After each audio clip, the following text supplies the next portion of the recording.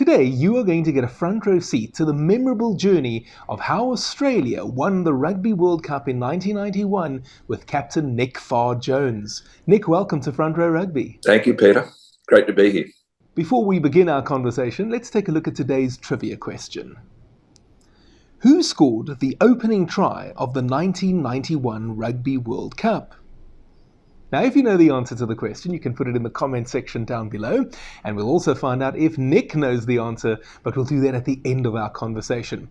Nick, let's start in 1991, just before the Rugby World Cup. How confident were you of Australia's chances? Peter, I actually thought that we were the favourites. We had a very good victory over New Zealand in 91 in Sydney. And then very sadly, when we were about to win the Bledisloe Cup on the return match, there were two matches that comprised the Bledisloe Cup in 91. So I think we won about 21-9, 21-10 in Sydney. And then we went over to Eden Park in Auckland to win the Bledisloe Cup. And we played miserably and we lost 6 points to 3. And my very reliable number 10, Michael Liner, missed about 4 or 5 shots at penalty that day. And I'll never forget the atmosphere in the room. We had a after-match dinner at the racecourse, at Ellerslie Racecourse in Auckland. And we have, after each test, we have what we call a happy hour. Well, I can assure you, Peter, it wasn't very happy. But basically, we got together as a team, to have a few beers. And I do recall just saying to the guys, never forget the feeling and how we feel now, having basically let New Zealand keep the Bledisloe Cup. It was 1-1, but they retained it. Don't forget this feeling, bottle it, because I think there's a reasonable chance we might play these guys in a couple of months, which of course we did in Ireland. And, I partly think that, there's a lot of things that were responsible to our success, but I partly think that loss and the disappointment of that loss had us absolutely ready to go when we met them in the semi-final. But I definitely think we were the best team in that sort of year and probably preceding it. When we beat New Zealand in 1990 in Wellington, which ended, I think, about a 25-match winning streak for the Kiwis, I really felt that we had their measure. And so I was very confident going over. But I knew it was going to be my last roll of the dice. I was a part of the 87 World Cup, the inaugural World Cup. I started in 84. I was a lawyer and I didn't want to go on with rugby or, it wasn't my livelihood. So I knew this was probably going to be my last World Cup. And because of that, and because I thought we could and should win it, it did create a lot of pressure. Tell me about your leadership style. Look, I think it's difficult for someone to describe their style. I'd like to think that I led by example, right the way through my captaincy. I grew up swimming twice a day until I was 3 hours on a train going to secondary school, and then swimming became middle distance running. So I always had a huge discipline for hard work, and that holds you in good stead when you're the captain of a rugby team, because you're the fittest bloke in the team, and so you can lead by example as far as training and your love of hard work. I'd like to think I was very collaborative. I'd like to think that I got on well with the blokes. You obviously need respect, to be a good captain. We had a lot of young guys come into the team around about 89, 90, 91, the likes of Eels, McKenzie, Daly, Offahen, Galway, Horan, Little, Eels. So there were a lot of young guys that came into the team, and I'd like to think that, they looked up at us older blokes, the Poitevins, the Campeses, the Liners, myself, with a lot of respect. And, it was a great combination of experience and youth. And I often think that makes for great teams. The Wallabies were in the same group as Wales, one of the co-hosts, as well as Western Samoa, who, as it turned out, were one of the top teams at that tournament, as well as Argentina. It actually looks like it was a group of death. Was that the case at the time? Look, Wales were obviously going to be reasonably formidable. West Samoa, as the Samoans said, just as well you didn't play all of Samoa. But that was my 50th test, and we played at Pontypool from memory, and it was a really miserable day. And that just made for an arm wrestle. And those guys, when they hit, you stay hit. And it was a miserable day for me. I got injured in about the 15th, 20th minute. Got caught in the bottom of a maul, twisted my knee and ankle. I actually thought, Peter, that was the end of my World Cup. I came off the field and spoke to my wife on the phone and said, I think it's all over. And we had a magician of a physiotherapist, a guy called Greg Craig. And Craigie did a bit of shaking. He said, Nick, it's a second degree, lateral or whatever ligament it was, strain. He said, if we start now, including icing it, for when we get back and we start in the pool tomorrow, to take the weight off it, he said, I think I can get you right for the quarterfinal. And we worked every day probably for 10 hours, slowly picking things up.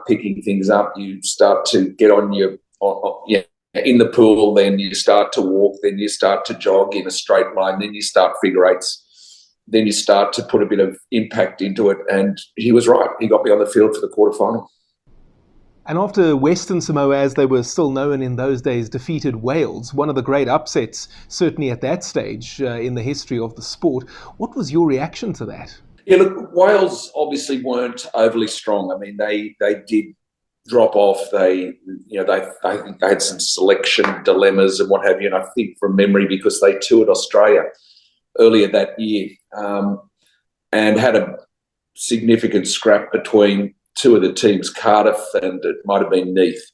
And at the end of that tour and the end of the series at a dinner at Ballymore in Brisbane, there was significant, sort of issues between those two clubs within the team. So it was a pretty disruptive Welsh team. And Samoa on their day, they're fantastic. So it was interesting. You mentioned that we had a good win against Argentina. I would probably differ in my view of that game.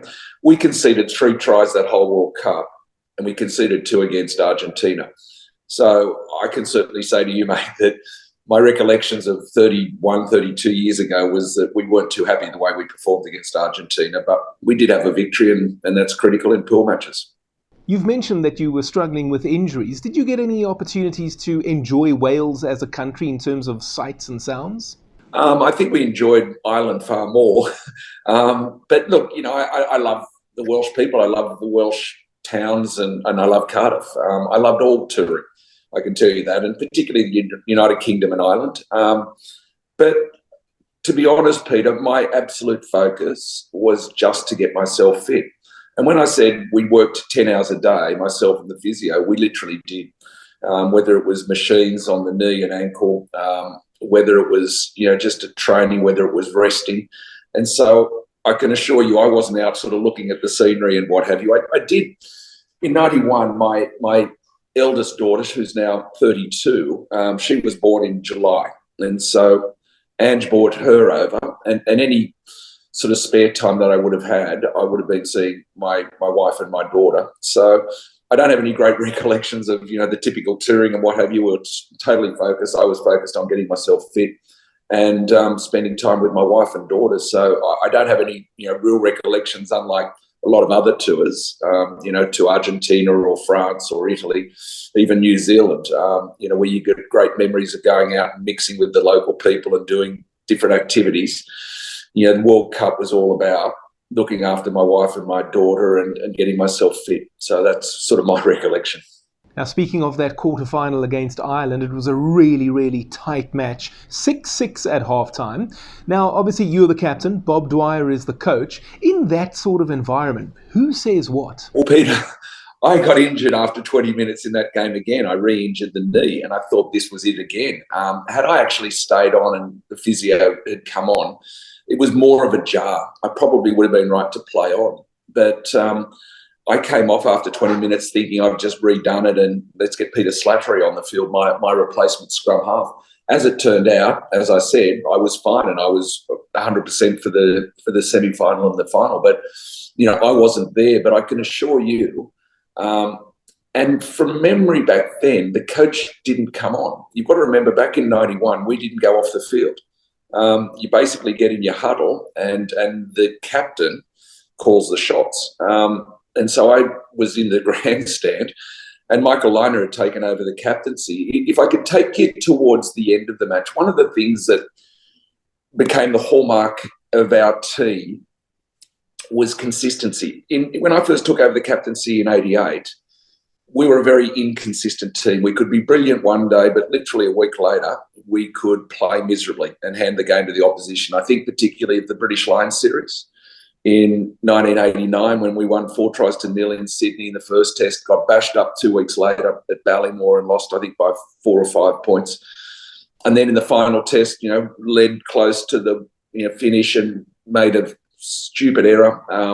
As a team, we did without singling anyone out. But we lost that series, and so hugely inconsistent performance. I think of the All Black series in '88, one great match at Ballymore, 2 miserable matches in Sydney. I think of the tour we went on at the end of 1990 to France. We beat them by about 30 points in Strasbourg. And then a week later, we're about to become the first Australian team to win a series on French soil, and played miserably in Lille. And so huge inconsistency. And without going into detail, we spent 6 months trying to work that out and trying to become a consistent team. And again, I could talk for hours on this, but effectively our problem was that we were too desperate to win. And we wanted to get the scoreboard moving. We were what we called a scoreboard focused team. And we had to change into a team that was not scoreboard focused, but what we call process driven. And you might say, Nick, what is process in 80 minutes of rugby? It's I'm a number 9, so it's everything that goes into my game. It's my passing, my kicking, my short side game, my defensive work, my organisation of the forwards around me in their defensive positions. It's my leadership, obviously, as a captain. It's my lateral vision, because I get first use of possession. So 9 times out of 10, I want to be making right decisions, right judgment under pressure, and in the nick of time. So it's everything that goes into my game as a number 9. It's everything I do in preparation, way beyond the 80 minutes. It's minimising the errors, and it's trusting the 14 guys around me to do exactly the same. And did we get it right? Did we become a process-driven team overnight? No. It probably took us that 6 months, but the last 25 tests that I played, we won about 22 of them. We became an extremely consistent team, and I put it down to that. And so let me take you back to Lansdowne Road against the Irish. With 4 minutes to go, we fall behind. And I'm sitting in the stands thinking, I'm going to be on a plane home tomorrow, because we would have been on a plane home having not made the semi-final. And I decided then and there, Peter, that I would never coach, because it was just too frustrating sitting in the stand not being able to do anything. But I'm going to take you back to your question about leadership. With 4 minutes to go, I probably would have kicked short to try and get the ball back. Had the Irish secured it, they probably could have tied up the game, and we do go home the next day. Michael Liner actually said to the guys, he asked the ref how long to go. He said 4 minutes. He said, guys, we're going to kick long. They'll kick out. We'll secure the line-out ball. Do not lose it.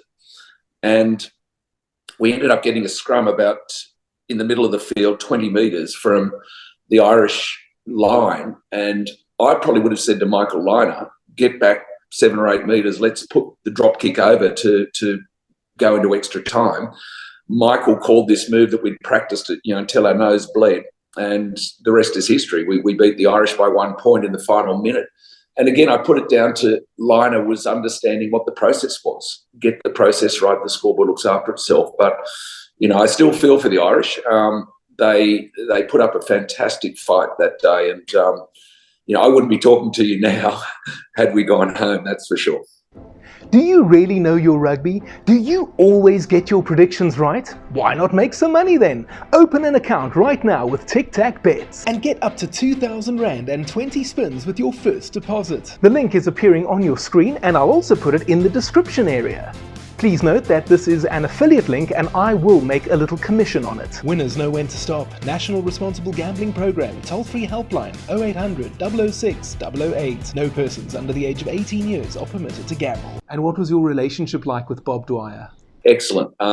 We argued a bit, but I really think that leadership in sport and coach-captain relationship is like, it's like chief executive of a corporate and the chairman, the non-executive chairman. You don't agree on everything. You don't. The chairman's not there just to rubber stamp the chief executive's decision-making vision, the goals that he sets, the way he's going to execute to get those goals. The chairman is there to question and to and occasionally to debate, not always agree. And that's exactly the relationship I had with Bob. We would often argue about things, not in front of the team, but we'd always get on the same page. And to this day, and Bob's probably 82, 83 years of age, but we're still extremely good friends. We love the dialogue that we have about a whole bunch of things. Our wives get on brilliantly. But I can assure you, when he was coach and I was captain, as the guys know, there was a lot of debate. And sometimes it got a little bit heated, but we always got on the same page. On to the semi-final against New Zealand, one of your great rivals, 16-6, a victory to the Wallabies. How comfortable were you in that match? It was probably one of the best matches I played in my time. As I said 10, 15 minutes ago after that Auckland Eden Park loss, we were ready. Typically, when you have a meeting before you jump on the bus to go to the game, you have backs and forwards meetings, then you get together as a team meeting. Bob would say something, I would typically say something. It might have a little bit to do with the game plan, or it might be just a little bit of motivation.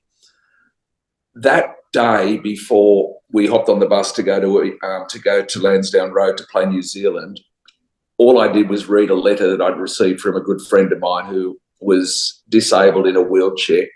And he just wrote to me about how the team inspired him, the spirit that he perceived we had. The only thing I did in the team meeting was read that letter, just so that the guys knew, because we're a long way from home, the support that we had and the way people perceived our team and the spirit of that team.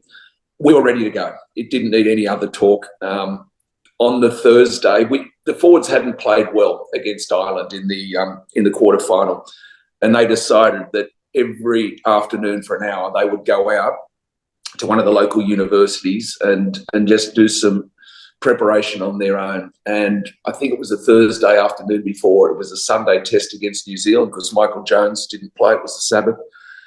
But the Thursday, the news came back that Poitevin and Kearns had been in a bit of a punch-up at training. And I thought, this is fantastic. It's exactly what I want to hear. The boys are like cats on a hot tin roof.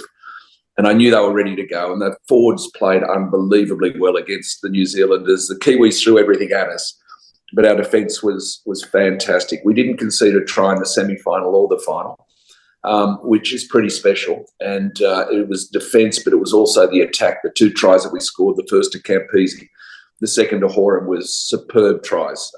Captaincy was brilliant, as he often was in that 91 World Cup. But it was a fantastic match, both because of our offence and our defence. We were talking about becoming a process-driven team and a team that plays with structures, but then I'm also thinking of a maverick like David Campese. And who can forget that memorable flip pass in the semi-final? And that speaks to spontaneity. How exactly would you weigh those two up against one another?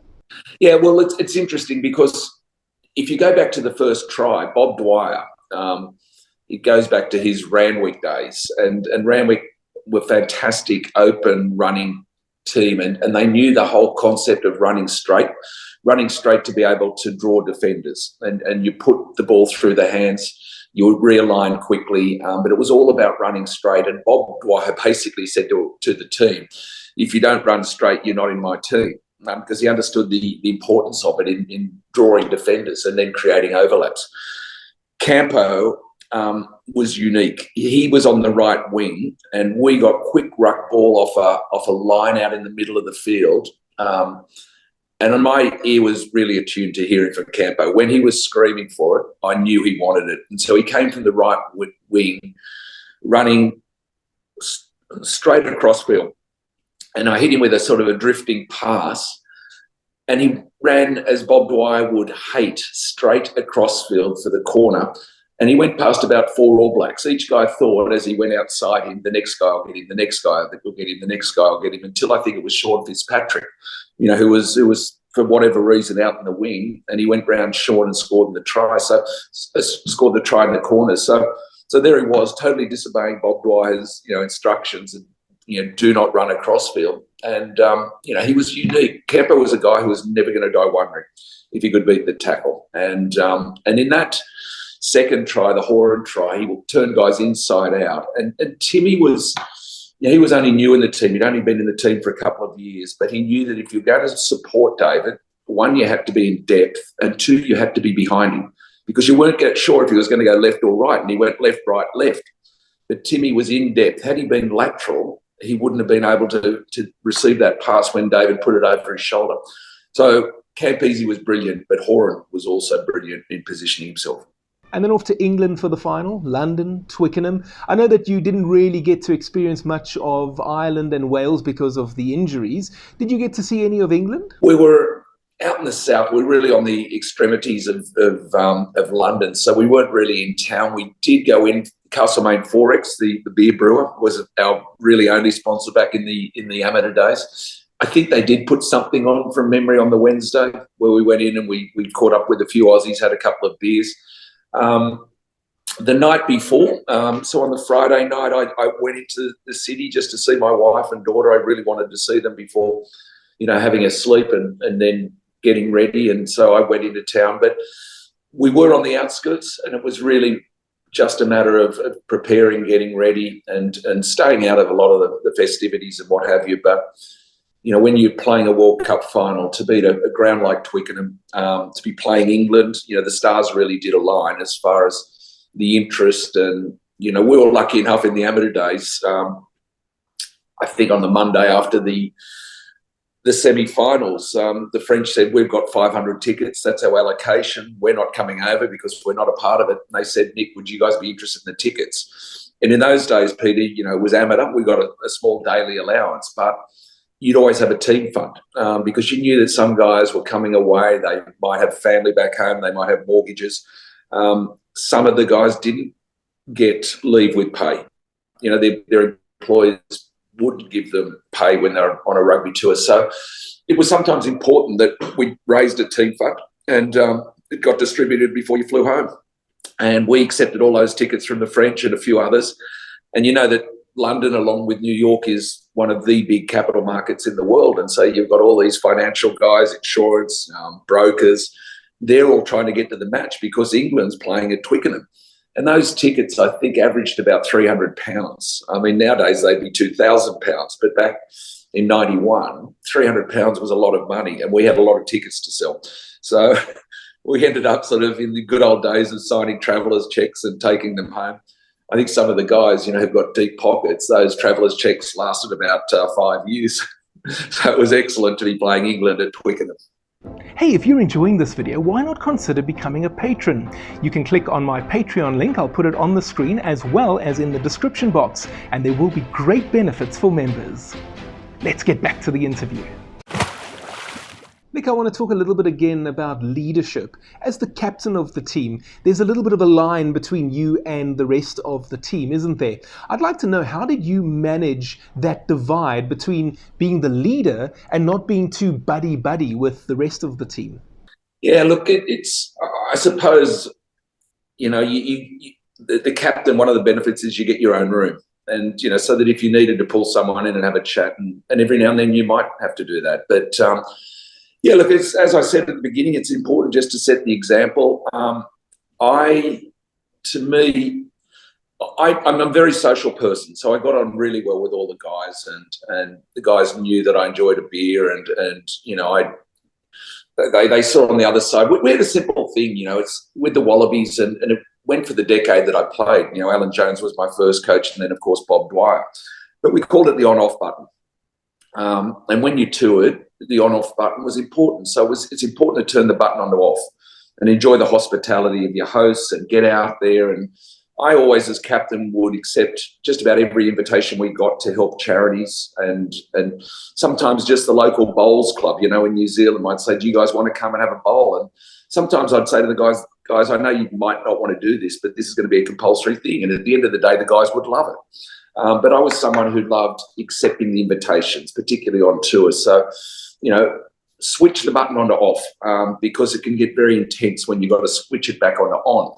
You're preparing to strut your stuff in the 80 minutes. But, the one rule that I had was don't do anything when the button's on off that's going to impact when you got to switch it back on. So don't do stuff. Don't go out at 4 o'clock in the morning. Go out and enjoy yourself. Enjoy being on tour. Enjoy the great occasions, but make sure you don't do anything that when you got to flick it back that you're not ready to prepare and play to your very best on the Wednesday or the Saturday. So that was pretty simple to me. I mean, obviously I had my wife and my daughter there, so I would spend a lot of time with them. But it's important, particularly in that final match, Peter, because you're going to the biggest event of your life. You don't get many chances of playing a World Cup final, and sometimes when you're going to the biggest event of your life, it's hard to really switch on and to focus on it, and particularly some of the young guys. You sometimes the way to treat that and to deal with that is just trying to be blasé and not focus on it. So there was a real balance of relaxing in your preparation, but also realising that, the spent arrow doesn't come back, that you've got one chance to do this, and focusing on your role and your role in the team and how you could maximise your performance was really critical. How were you feeling on the morning of the final? Yeah, I was relaxed. I made sure that my wife got into a section of the ground there where they said no females ever been here before, but it was really important. Just, when the bus arrived, that I just saw my wife again, and she said later that you're, as relaxed as I've ever seen you. So I knew we'd done the work. I knew that we were prepared to go. I didn't realise that we'd only win 38% of possession. And so, when you pull on that gold jersey, you want to score 4 and 5 tries in a test match. You want to have interchange between forwards and backs, multi-phase play. We got one lousy try from a rolling ball. So we didn't win the game the way we'd like to. Again, our defence was unbelievable. England threw everything at us and the defence was just superb. But here we are talking 32 years later, and I don't think anyone remembers the way we won the game. They just remember that we did win it. And so a bit disappointing that it wasn't a typical Wallaby game where, 8 years later, John Eales' team, they did score the 4 and 5 tries and did have an excellent victory, but we didn't. But as I talk to you now, I don't care. Okay, Nick, what does it feel like when the referee blows the final whistle and you are a Rugby World Champion? Oh, look, I'm not sure I sort of put it in that perspective, Peter, but it was more just total relief because we had worked very hard for at least probably more than 2 years. It was putting the jigsaw together, which I really credit Bob Dwyer for picking some of those great young players. When he picked Horan and Little, they weren't even playing for Queensland. He picked Phil Kearns out of second grade, Randwick. Daly, McKenzie, I had no idea who they were when we went across to play a one-off test against New Zealand. John Eales, obviously, became a great captain and a great leader. But at the time, I hardly knew him, that he came into the team in that 91 year. And I raised those names because they became absolute household names of Australian rugby. It wasn't just that they played well in 91 and maybe a couple of years later. The Horans and the Littles were some of the greatest centres we've ever seen. The Kearns, Daly, McKenzie, arguably one of the best front rows we've ever had. The Willie Offhand Galways, who I didn't know, who was playing grade rugby at Manly. He was one of our greatest ever flankers. And so putting that jigsaw together in 89, 90, 91, getting what I've just spoken to you about, the process and right, and it didn't happen overnight. As I said, it probably took us 6 months, but the work on that, all the physical work, that you go into preparing a team, and then the mental work, particularly as captain, and the pressure of that. So getting back to the end of the match, it was total relief. I was absolutely knackered. I'd been crook on the Wednesday before the final, and often the only times that I get sick are when the pressure really mounts. Sometimes it happens at work, and I rarely get sick, but it is often driven by pressure really increasing. So I was crook on the Wednesday. I've sort of figured I knew what it was. It wasn't any flu or anything, but it was just this pressure. So it was real relief. And you've got to remember too, Peter, the beginning of the match was totally different. Normally you get the knock on the door of the changing rooms. You go out there, you belt out your national anthem, you might face a haka. But within 4 or 5 minutes, you're into the game. that final against England at Twickenham, we were told there's going to be 18 minutes between the knock on the door of the changing room and kick-off. And why would that be? Because I had to introduce the Queen to my team, and then Will Carling had to introduce the Queen to his team. And then, of course, you have, the anthems. And so it was a really different build-up. I mean, the forwards weren't banging heads, and smoke coming out of their ears in the changing room. The arousal level had to be kept down because you didn't want to leave it in the changing room. You had 18 minutes, going out there before kickoff. And so, again, that creates the pressure. That creates a different atmosphere that you've got to deal with. And, just getting back to it, it was absolutely total relief. And, I mentioned being crook on the Wednesday. I had to leave the after-match dinner. There was probably 1,000 people. I had to leave at about 8:30 because I was crook again. Just the pressure and the relief. All of a sudden, I ducked off to the bathroom, and I wasn't well. I can assure you of that. And I had to go up to Michael Liner and said, Michael, who'd been sort of drinking way too much, I said, mate, I'm going back to the hotel. I've got to get out of here. I've been really crook and, both ends. I said, you're going to have to do the speech tonight. And he said, no, I can't do that. I said, well, mate, I'm out of here. I'm gone. So again, I was the only sober guy the next day on the Sunday. It's interesting to me that I've asked that question of quite a few Rugby World Cup winners, and I would say 90% of the time the answer is relief rather than joy or ecstasy. But as the captain of the team, you do get a second moment in that regard, in that you go up and receive the Rugby World Cup trophy. In this case, it was from Queen Elizabeth II.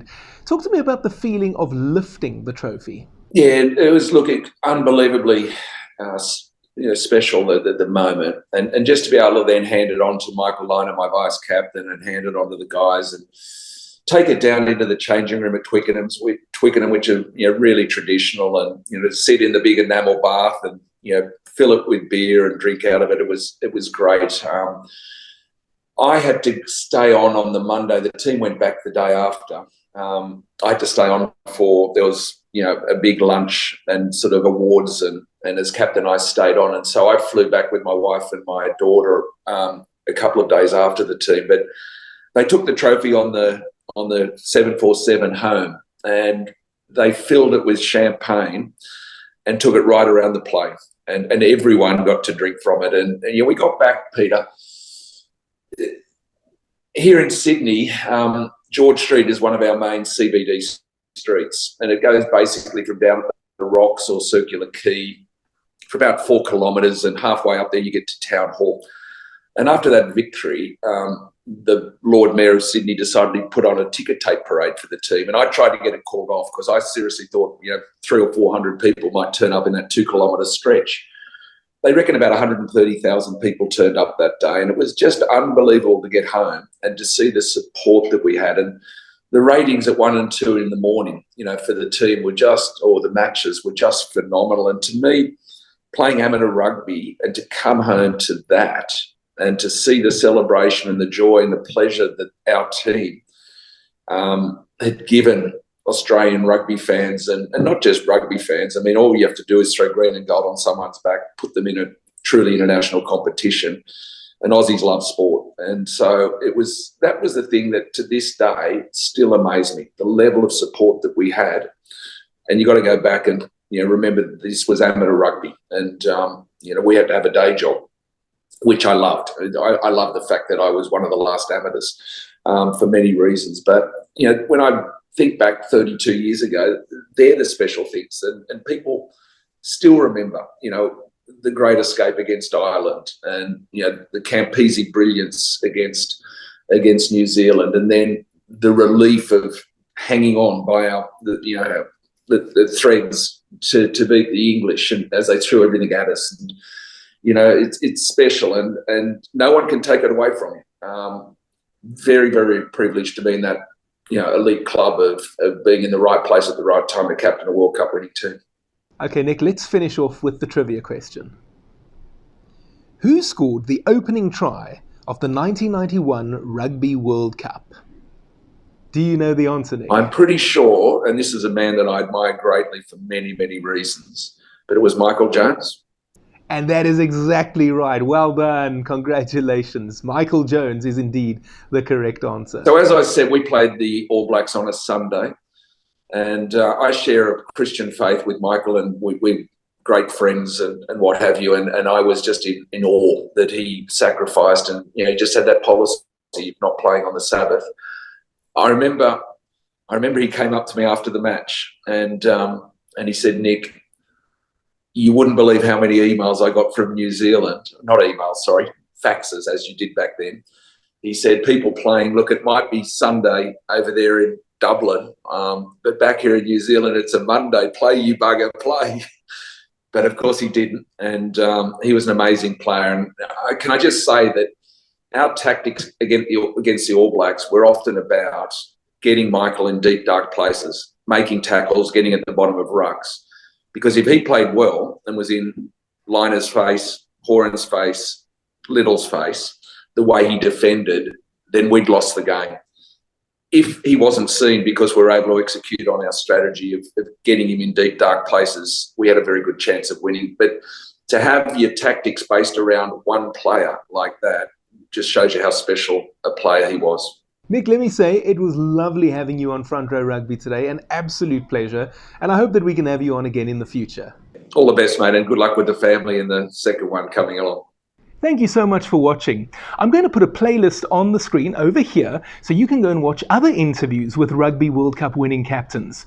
I'm also working on a lot of Rugby World Cup related content, and I'll put that in a playlist over here for you to go and watch. See you next time.